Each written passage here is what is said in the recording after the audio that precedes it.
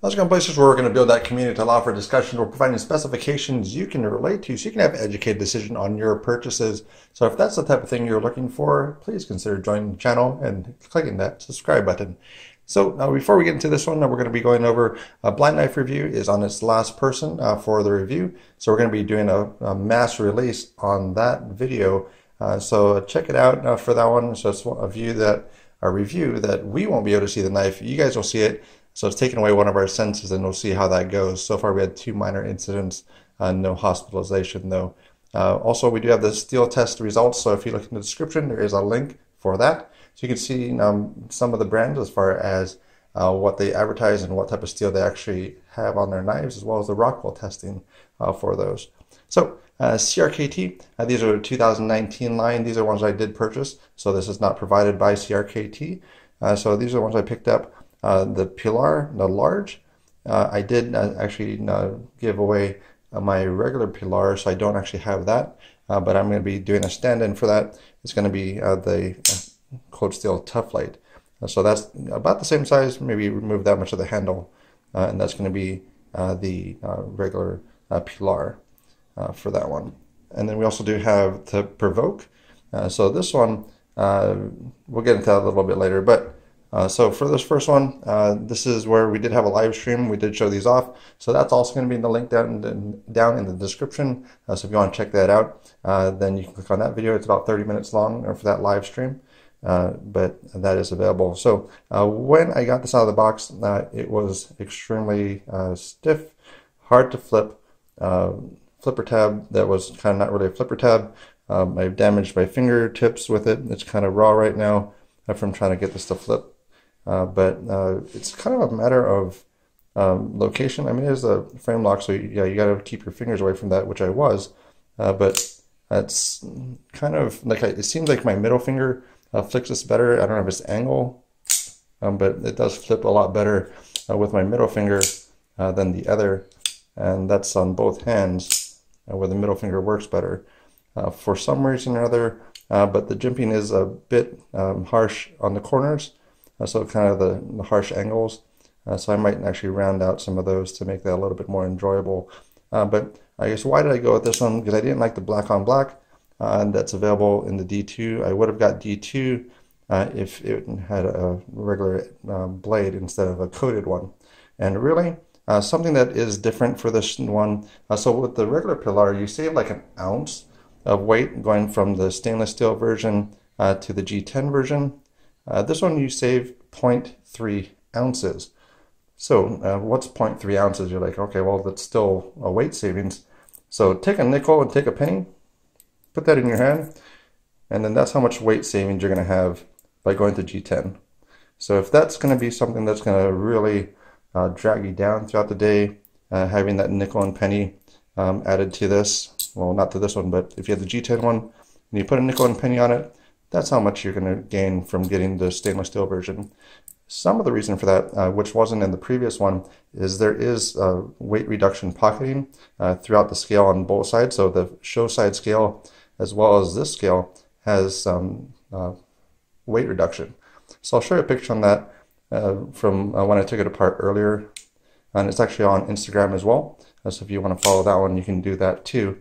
But I'll post that one so you guys can see it for this picture. And then kind of looking at the sizing on this. So this is about the Pilar size. Again, take off about that much to the handle. So you're going to be about that much, so we'll just bring it down here. So that's going to be about the sizing difference between a regular Pilar and the Pilar large. So that's kind of that sizing if you wanted to take a look at that. It's really good in hand too. So I have a large glove hand, so that's where I would actually, I mean, if you use this front choil, which most people probably will, I mean, you have really good control on it. And then if you wanted, you can do the lower control, but that's where, I mean, even if you want to do really get into fine work on it, I mean, you can move that front finger up as well. It's really good. I think this sizing works really well. I don't really think they need an extra large one. I think the large works well for that. as long as they just probably bring out some different steel options. So there's still probably the carbon fiber option, which they have in the past. So that'll be carbon fiber and maybe a different steel. Hopeful for that. We'll see what happens there. But that's going to be that one for the Pilar. But that flipper tab, this is one to work in a little bit. It still flips now, but yeah, I was trying on the live stream, and my fingers they're slipping off. I cut the fingertip of my finger here from the flipper tab, but the regular deployments do work as far as the thumb flick and also the middle finger flick. So this one's going to be the Provoke. So the Provoke is the one that was on Kickstarter.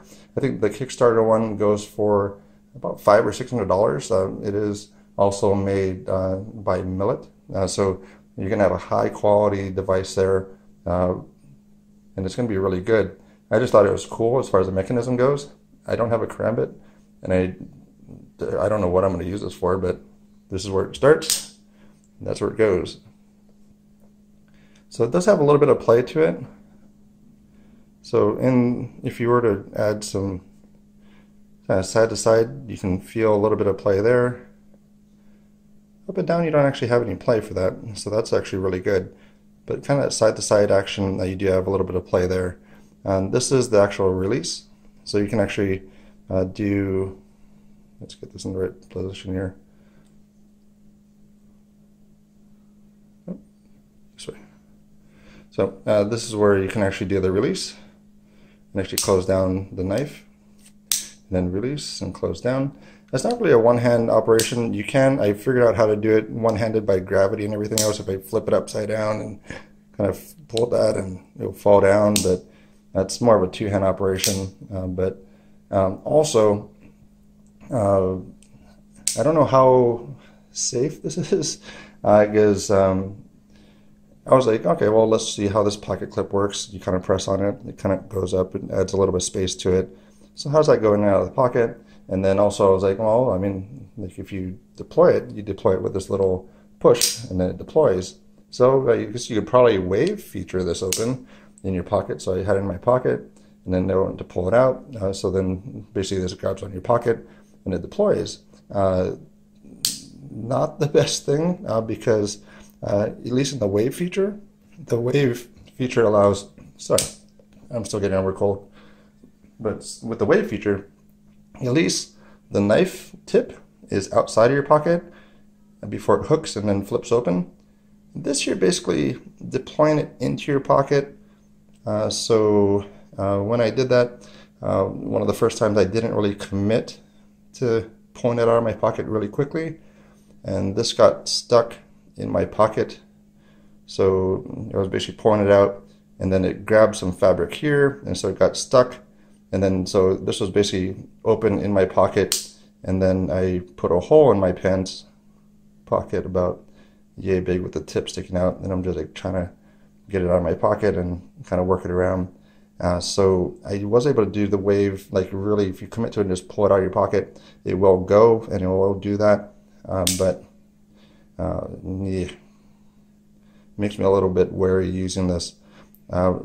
For like a lot of the servicemen, this might be a really cool one. So if you clip it onto outside of a vest or something, then you're basically going to be taking it off, and then you're going to be kind of two hands to take it off, and then you can flip it around to actually use it. But then you're really making sure it's closed and doing that.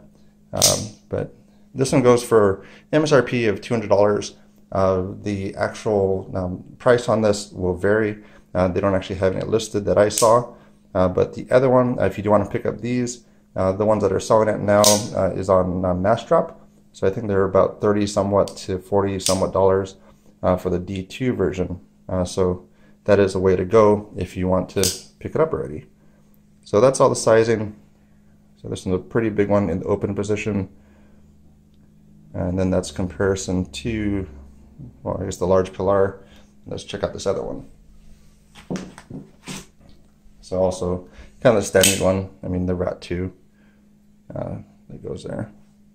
So thanks again for your time. Now let me know in the comments down below as far as what you think, what you're looking for, and everything else.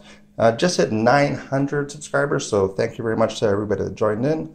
And then if you would like to, just let me know as far as things, I guess if you don't like, if you're not wanting to make that commitment to press that subscribe button, let me know as well. But thanks again for your time.